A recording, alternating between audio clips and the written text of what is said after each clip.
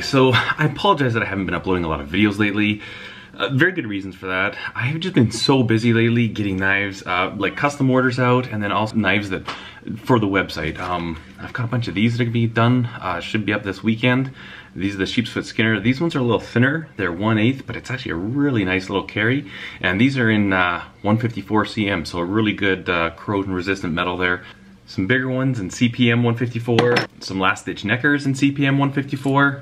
And I've just been doing a lot of custom knives and all this stuff, and it's just, man, it's been so busy with the knives that I just haven't had time to make videos lately. This is actually a really slick carry. This fits perfectly in the front pocket of your pants. You don't even know it's there, and I like this blade.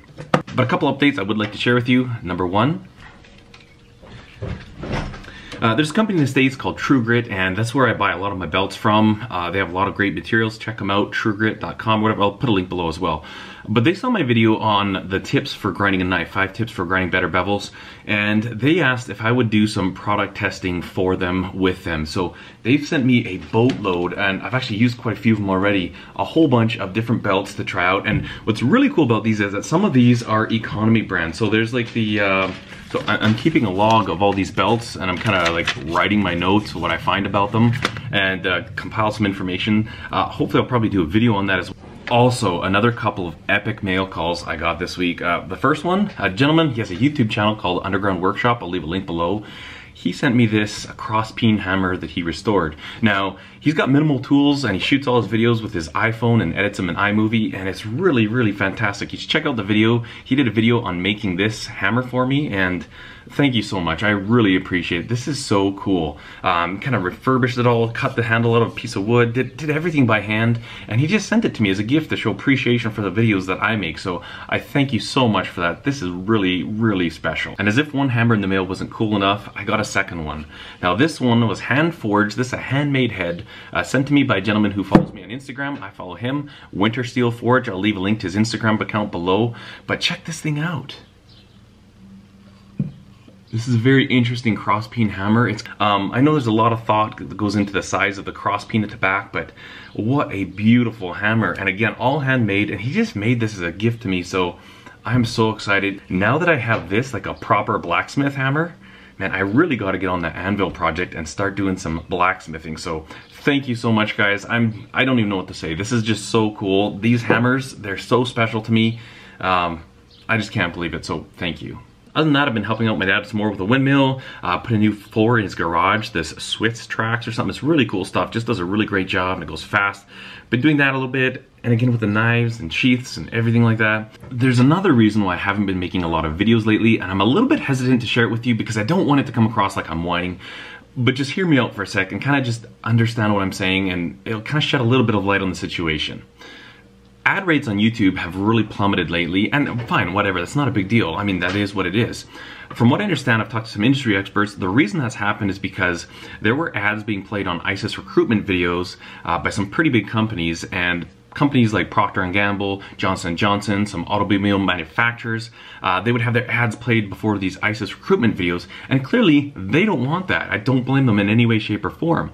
So they've actually pulled out of the YouTube ad program for a short term, hopefully it's a short term, and basically like ads have been running far less on videos. Some of the big companies that had some big advertising dollars stopped advertising on YouTube, and what that has done is like my CPM has just tanked, and that's basically the number that you use to decide how you get paid. An example is this, is if you go back 3 months ago, my viewership was about here, this many views a month, and my revenue was here. We'll just put them the same just because this is kind of what it's been for a while. Now, if my views go up, in theory, the revenue should go up. If the views go down, the revenue should go down. Go back to a month and a half ago, my views were higher than they've ever been, and my revenue was at 25% of what it was 3 months ago. So instead of doing this, it did this. At the rate it was 3 months ago, if I did a video every day and had good content and got the views that I was getting, that pretty much made enough money for me to look after my family, to pay my bills. But now that's not the case at all. It's like a quarter of what I need per month just to get by. I'm the sole breadwinner in our family. My wife is a stay-at-home mom. She homeschools our kids, and so I need to make sure that I'm making enough money for us to live, really. I'm not driving Lamborghinis or Ferraris, I'm not, you know, but I just need enough money to pay the bills and look after things. And so obviously if the YouTube money is just disappearing, I need to take some of that energy that I was putting to the videos and put it more into the knives. Each video that you put up on YouTube takes about 3 to 10 hours to do between shooting, editing, and all that stuff. Now there's a little bit ad that runs before the video, and after 5 seconds you can skip it. If you instantly hit that skip button, I get no money from that ad and that company doesn't pay anything. So essentially they've ran that 5 seconds for nothing. But if you watch that video for 5 to 10 seconds after you have the option to skip it, all of a sudden I will get monetization from that. And that is one thing that you can do to help out YouTube channels that you enjoy. A huge help is just to watch like 10 seconds of the ad after you have the option to skip it.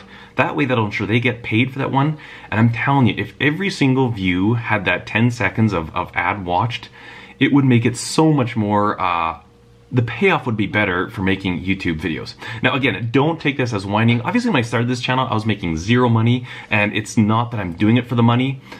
But if I'm not making a lot of money, if I was getting no money, I would just have to cut back on how much content I created. So I really want to create content, but right now, if I put in 40 hours a week and I'm making a quarter of what I need to survive, it's pretty foolish, especially when I could just take that time and put it into making knives and products to sell and make money for my family that way. So I really don't want you to think I'm whining here.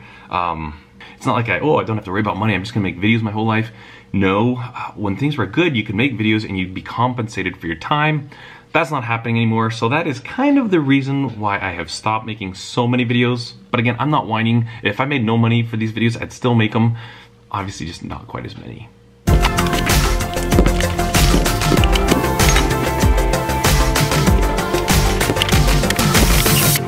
1853 degrees, I'm going up to 1920. And I'm gonna hold them there for like 20 minutes and I'm gonna plate quench them, so I better get ready for that. I don't wanna ruin a heat treat just because I'm talking too.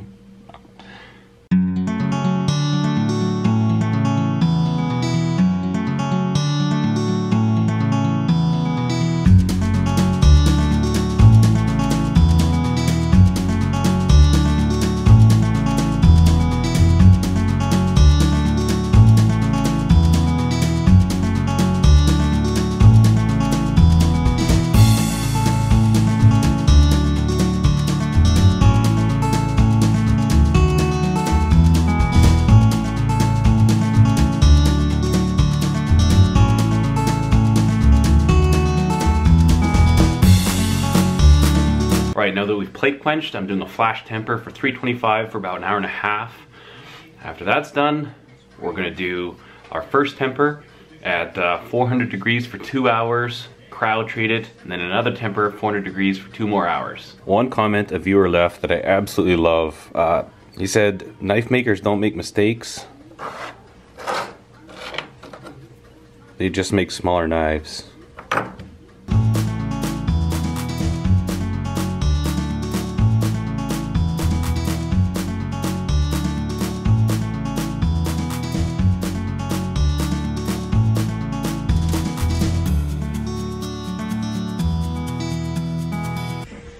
My neighbor just stopped in for a quick visit. He had his cousin visiting from Mexico, and his cousin's 82 years old. My neighbor's originally from Mexico, but it's really cool. I just want to show him the knife shop here, so they kind of did a little tour, looked at some knives, and I got to practice up and refresh my Spanish, so that was really fun. I lived in Venezuela for 1 year, and there was a point in my life when I was like 13 years old, I was quite fluent in Spanish. I'm certainly not that now, but it was a good visit nonetheless. I've completely lost my earplugs. Oh yeah, I organized this the other day too. That happened. I took video, but I didn't really, I don't know, I just took video. You know, when Doug was here and he was making a knife with me, I told him that like I lose stuff all the time. I'm literally like a massive loser. I'll be working on a knife and I'll go switch belts and I go try and find my knife. I have no clue where I put it down at. I'm terrible for that, but I lost my earplugs, my nice custom molded earplugs. Oh my goodness. And I know I just put them somewhere. They're not in there. They're supposed to be in there. So they've got to be here somewhere. Seriously.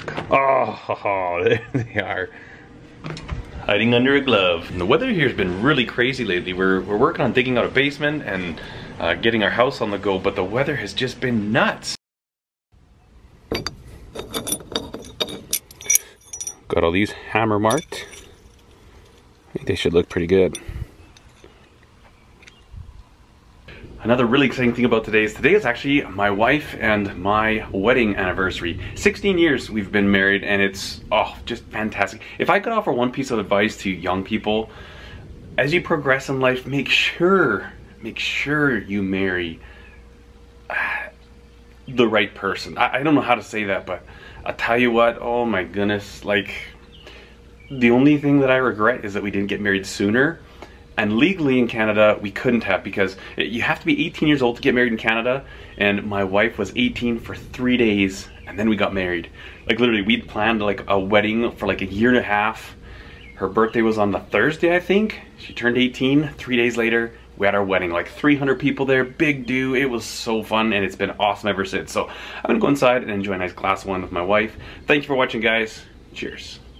Okay, we just had a big storm roll through, and we got like lots of rain. Check that out. Like the sun's over there. It looks like the sun is on the ground and shining up. That is so weird.